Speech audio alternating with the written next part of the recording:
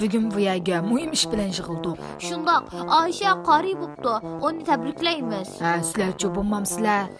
Bizmi bo'latdik-da, ammo Oysha pek tez yig'laydi ekan. Shu degira. U yerda tursa marag'idan bu, ha? Mana taraf ko'rinyapti. Bo'ldi, sizlar buni qo'yib, bugun bu yerga kelmaganlarning hammani chaqiringlar. Mehribon Nazira Zulayana sizda qoqa qechibdi ustoz. Asma bir par yodlab bo'pti ustoz. Oh, mashallah. Sizlar hozir buni qo'yib, hammanglar surprizga hozirlaninglar. Tayyorlik qilinglar. Chapsan. Kelyapti. O'zim berib hammani chaqiray. Of.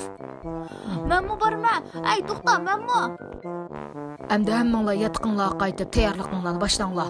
Bo'linglar tez. İşler hakkında arak git bardı.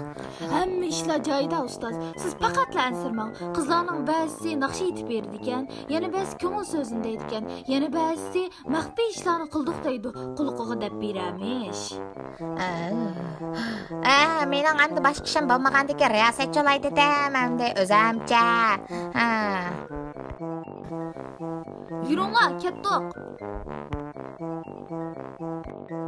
Endi men faoliyatga riyosatchi danglar. Shunga hozirdan boshlab kim nima numar qilishidan qat'iy nazar mening aynimga kelib tizimlasin.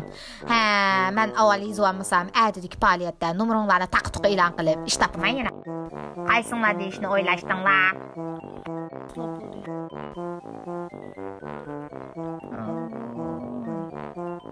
Bo'ldi, ularni saqlab bo'lguncha sizlar bo'lsanglar planinglarni degash turinglar.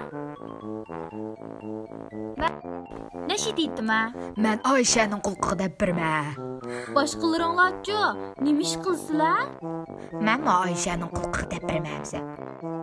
Oyshaning sağa bo'yi yetmaydi-ki. Biroq mening bo'yim ham yetadi-ki. Unisiga to'g'ri.